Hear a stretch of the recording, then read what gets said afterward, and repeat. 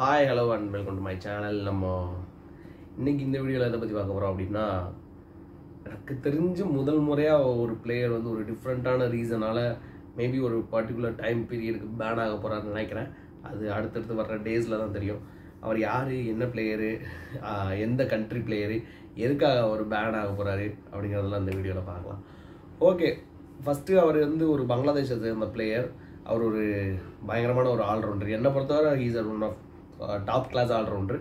But ஆட்டிடியூட்லாம் தள்ளி வச்சுருங்க, ஆட்டிடியூட்லாம் கொஞ்சம் சரி இருக்காது. பட் ஒரு சூப்பரான ஆல்ரவுண்டர். உங்களுக்கு தெரிஞ்சிருக்கும் ஷகிப் அல் ஹசன்.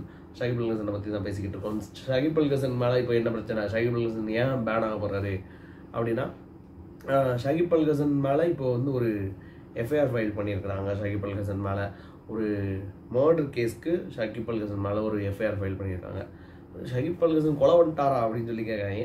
ஷகிப் அல் ஹசன் நேரடியாக அந்த எந்த கொலையோ எதுவுமே பண்ணல. அது என்ன, இதோட பேக்ரவுண்ட் என்ன அப்படின்னு நம்ம ஃபஸ்ட்டு பார்க்கலாம். ஓகே, இப்போ இது என்ன உங்களுக்குலாம் தெரிஞ்சிருக்கும். ஒரு லாஸ்ட் மந்த்து ஒரு 1.5 மந்த்ஸாக வந்து பங்களாதேஷில் பெரிய ஒரு கலவரம்லாம் போய்கிட்டு இருந்துச்சு. அந்த கலவரம் எதனால் ஸ்டார்ட் ஆச்சு அப்படின்னு பார்த்தீங்கன்னா, ஒரு கவர்மெண்ட் இருக்காங்க.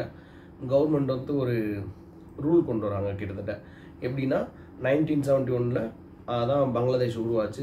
ஈஸ்ட் பாகிஸ்தான்லேருந்து பங்களாதேஷை பிரித்து இந்தியா ஹெல்ப்போட அப்போ பிரித்து கொடுத்தாங்க. அதில் வந்து பார்ட்டிசிபேட் பண்ண ஒரு சுதந்திர போராட்ட தியாகிகள்லாம் இருப்பாங்களே, கிட்டத்தட்ட அவங்களுக்குலாம் அவங்களோட ரிலேட்டிவ்ஸ்க்கு ஒரு 30% ரிசர்வேஷன் கொடுக்குறோம் நாங்கள் கவர்மெண்ட்லேருந்து. அப்படி எல்லா ஒரு ஜாப்ஸில் எல்லாமே நம்ம அந்த மாதிரி ஒரு ரிசர்வேஷன் கொடுக்குறோம் அப்படின்னு சொல்லி சொல்கிறாங்க. அது ஒரு பர்டிகுலர் யூனிவர்சிட்டி ஸ்டூடெண்ட்ஸ் வந்து ஒரு போராட்டம் பண்ண ஆரம்பிக்கிறாங்க. அந்த போராட்டம் கொஞ்சம் கொஞ்சமாக பெருசாகுது. ஒரு கட்டத்தில் வந்து அதோட சுப்ரீம் கோர்ட்டு, அதாவது பங்களாதேஷில் உள்ள ஒரு ஹை சுப்ரீம் கோர்ட் லெவலில் உள்ள ஒரு கோர்ட் வந்து அதை டிஸ்மிஸ் பண்ணுறாங்க. இது செல்லாது அப்படின்னு சொல்கிறாங்க. பட் அது ஆல்ரெடி அங்கே தீ பிடிச்சிருச்சு, அதனால் அது அங்கே நிற்கலை. அந்த பிரச்சனை வந்து பெருசாகிக்கிட்டே போகுது. அதில் ஆல்ரெடி கவர்மெண்ட் மேலே இருந்த ஒரு வெறுப்பு, அதாவது ஒரு கரப்ஷன், கவர்மெண்ட் மேலே ஒரு கரப்ஷன் இருந்திருக்கு, கரப்ஷன் கம்ப்ளைண்ட் இருந்திருக்கு. இந்த மாதிரி கம்ப்ளைண்ட்ஸ்லாம் நிறையா இருந்ததுனால இவங்க எல்லாத்தையும் பிடிச்சிக்கிட்டு அது ஒரு பெரிய ஒரு கலவரமாகி அப்படியே போயிட்டு இருந்துச்சு. இதில் ஷகிப் எங்கே வராரு அப்படின்னா, ஷகிப் வந்து அதுக்கு முன்னாடி ஆளுங்கட்சி அங்கே இருந்த அவாமி லீகு, அதாவது ஷேக் ஹசீனாவோட ஒரு இதில் எம்பியாக வின் பண்ணுறாரு. லாஸ்ட் எலெக்ஷனில் எம்பியாக வின் பண்ணுறாரு. ஸோ இந்த கலவரம்லாம் வந்துக்கிட்டே இருக்குது, நடந்துகிட்டு இருக்கு. அந்த டைமில் ஒரு நிறைய ஸ்டூடெண்ட்ஸு பப்ளிக்கு நிறைய பேர் நீங்கள் வீடியோஸ்லாம் பார்த்துருப்பீங்க. ரோடெல்லாம் இறங்கி ரொம்ப ஒரு ஆக்ரோஷமாக ஒரு கலவரம். கிட்டத்தட்ட அஸ்பர் பப்ளிக் படி பார்த்தா more than 400 peoples were killed in that riots. 400 பேருக்கு மேலே கொல்லப்பட்டிருக்காங்க. ஆனால் அன்அஃபிஷியலாக பார்த்தா எனக்கு தெரிஞ்ச அந்த கவுண்ட் 650க்கு மேலே போகிறதுக்கு சான்சஸ் இருக்குன்னு வேறு ரிப்போர்ட்ஸ்லாம் வந்து சொல்லுது. ஸோ அது ஒரு பெரிய ஒரு ரயாட்டு. அதில் ஒரு ஆள் கொல்லப்படுறாரு. அவர் வந்து யாருன்னா ருபல். அவர் வந்து பங்களாதேஷில் உள்ள ஒரு கவர்மெண்ட் கம்பெனியில் ஒர்க் பண்ணிகிட்டு இருக்கிறாரு. அவர் வந்து அந்த ப்ரொட்டஸ்ட்டில் வந்து கொல்லப்படுறாரு. போலீஸ் வந்து அவரை ஒரு கலவரத்தில் இந்த துப்பாக்கி சூடெல்லாம் நடக்கும்ல, அதில் வந்து அவர் இறந்து போயிடுறாரு. இப்போ கவர்மெண்ட் ஃபுல்லாகவே மாறிடுச்சு. இப்போது அதில் என்னென்னா ஒரு 147 பேர் மேலே ஒரு எஃப்ஐஆர் போட்டிருக்காங்க. அந்த 147 பேருக்குள்ளே ஷகிப் ஒரு ஆள். ஷகிப் ஒரு ஆள்னா ஷகிப் வந்து 27வது 28வது அக்யூஸ்டாக வச்சுருக்காங்க.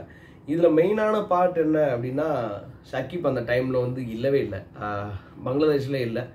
ஷகிப் வந்து அங்கே கனடாவில் வந்து ஒரு லீகில் ஆடிக்கிட்டு இருக்காரு, பங்களா டைகர்ஸ்க்குன்னு நினைக்கிறேன். அந்த ஒரு பர்டிகுலர் டைம் பீரியடில் ஷகிப் வந்து அங்கே ஃபுல்லாக ஆடிக்கிட்டு இருக்காரு. ஷகிப் அங்கே இல்லவே இல்லை பங்களாதேஷில். த்ரூ அவுட் அந்த ரயாட்ஸ் ஃபுல்லாகவே ஷகிப் அங்கே கிடையாது. பட் ஷகிப் ஒரு எம்பியாக இருந்ததுனால ஷகிப்புக்கும் இதில் தொடர்பு இருக்குது, ஷகிப் அல் ஹசனுக்கும் வந்து இதில் தொடர்பு இருக்குது அப்படின்னு சொல்லி அந்த ருபலோட அப்பா ரஃபிகுல் இஸ்லாம் வந்து கம்ப்ளைண்ட் கொடுத்துருக்காரு. அதில் எஃப்ஐஆர் ஃபைல் பண்ணியிருக்காங்க. எஃப்ஐஆர் ஃபைல் பண்ணி ஷகிப் அல் ஹசனை ஒரு அக்யூஸ்டாக சேர்த்துருக்காங்க. இதெல்லாம் வந்து ஒரு கிரிக்கெட் ஃப்ரெண்டில் கொஞ்ச நாள் ஒரு 3-4 டேஸாக ரொம்ப பயங்கரமாக போய்கிட்டு இருக்குது. ஷகிப் இப்போ எங்கே இருக்காரு அப்படின்னா, ஷகிப் வந்து பாகிஸ்தான் கூட டெஸ்ட் மேட்ச்சு ராவல்பிண்டியில் விளாண்டு முடிச்சிட்டாங்க. அதில் வின் பண்ணிட்டாங்க கூட பங்களாதேஷ். ஷகிப் ஒரு டீசெண்டான கான்ட்ரிபியூஷன் கொடுத்துருக்காரு. இங்கே எல்லாமே ஒரு கவர்மெண்ட்டு எல்லாமே மாறுறதுனால அந்த அவாமி லீக் இருந்து வேறு கவர்மெண்ட் வந்துச்சு. அதே மாதிரி அங்கே பிசிபியோட பிரசிடென்ட்ஸ் எல்லாருமே மாறிட்டாங்க. முன்னாள் கேப்டன் ஃபருக்னு ஒருத்தர், அவர் தான் கேப்டனாக, அதாவது பிசிபியோட பிரசிடெண்ட்டாக மாறிருக்காரு. அவர்கிட்ட போய் கேட்டிருக்காங்க, இப்போது என்ன பண்ண அவருக்கு லீகலாக ஒரு நோட்டீஸ் கூட அனுப்பிச்சிருக்காங்க. ஷக்கீப் வந்து நீங்கள் விளையாட விடக்கூடாது, இந்த மாதிரி ஒரு பிளேயரு, ஒரு க்ரைம் கேஸ் இருக்கிற பிளேயரை வந்து நீங்கள் பேன் பண்ணணும், அந்த மாதிரி ஒரு நோட்டீஸ் கூட அந்த ரூபலோட அப்பா வந்து வக்கீல் மூலமாக அனுப்பிச்சிருக்கிறாரு பிசிபிக்கு. அவங்க கிட்ட கேட்டப்போ நம்ம ஆல்ரெடி இப்போ மேட்ச் போயிட்டுருக்கு, ராவல்பிண்டியில் டெஸ்ட் மேட்ச் போயிட்டுருக்கு, அது முடியட்டும், நம்ம செகண்ட் மேட்ச்சு 30th அன்னைக்கு ஆரம்பிக்குது, ஆகஸ்ட் 30th அன்னைக்கு. அது ஆரம்பிக்கிறதுக்குள்ளே நம்ம ஒரு டிசிஷன் எடுத்து அது என்னன்னு சொல்லி பார்க்கலாம் அப்படின்னு சொல்கிறாங்க. ஓகே, இப்போ இதில் ஐசிசியோட ரூல் என்ன சொல்லுது அப்படின்னு பார்த்தீங்கன்னா, ஐசிசி ரூல் படி ஒரு பிளேயர் வந்து ஒரு க்ரைம் கேஸில் இன்வால்வ் ஆனால் அவர் வந்து எந்த விதமான இன்டர்நேஷ்னல் கிரிக்கெட்லையும் பார்ட்டிசிபேட் பண்ணக்கூடாது. இதுதான் ஐசிசியோட ரூல். பட் இங்கே ஷக்கீப்பு ஒரு டைரக்ட் இன்வால்வ்மெண்ட் கிடையாது. மேபி அது வந்து ஒரு அரசியல் பழிவாங்க நடவடிக்கையாக கூட இருக்கலாம். பட் மேபி நமக்கு அங்கே என்ன நடந்துச்சுன்னு ஃபுல்லாக தெரியாது. பட் ஷக்கீப் பேன் ஆகிறது ரொம்ப ஒரு பாசிபிலிட்டிஸ் இருக்குது. ஆனால் இருந்தாலும் அவங்க ஒரு எஃப்ஐஆர் தான் போயிட்டுருக்கு. நம்ம இன்னும் ஒரு அவர் கன்விக்ட் ஆகலை இன்னும், அதனால நம்ம பார்ப்போன்ற மாதிரி ஒரு டாக்ஸ் போயிட்டுருக்கு. ஸோ என்ன நடக்குது, என்ன அப்படி போகுது அப்படிங்கிறது நமக்கு அடுத்தடுத்து கம்மிங் டேஸில் தெரியும். இது ஒருவேளை ஷக்கீப் பேன் பட்டார்னா இது வந்து ஒரு கிரிக்கெட் ஃப்ரெட்டர்னிட்டிலையும் சரி, கிரிக்கெட்டோட ஒரு ஹிஸ்ட்ரிலையும் சரி, ஒரு ரொம்ப ஒரு இம்பார்ட்டண்ட்டான இதில் ரொம்ப ஒரு வித்தியாசமான ஒரு இதாக இருக்கும். மேபி அது என்ன நடக்கும், அது ஐசிசி ப்ளஸ் பிசிபி தான் அது கலந்து ஆலோசித்து நமக்கு அடுத்து ஒரு 1 வீக்குள்ளே மோஸ்ட்லி அது என்னென்னு தெரிஞ்சிடும். Maybe that will not be a permanent ban. But ஒரு குறிப்பிட்ட காலகட்டத்துக்கு ஷக்கீப் பேன் பண்ணுறதுக்கு உண்டான நிறைய பாசிபிலிட்டிஸ் இருக்குது. நம்ம வெயிட் பண்ணி என்னென்னு பார்க்கலாம். அது நம்ம நெக்ஸ்ட் வீடியோவில் அடுத்து என்ன வேறு இதை பற்றி வந்துச்சுன்னா கூட போடலாம், இல்லை வேறு வீடியோவில் நான் உங்களை பார்க்குறேன். பாய்.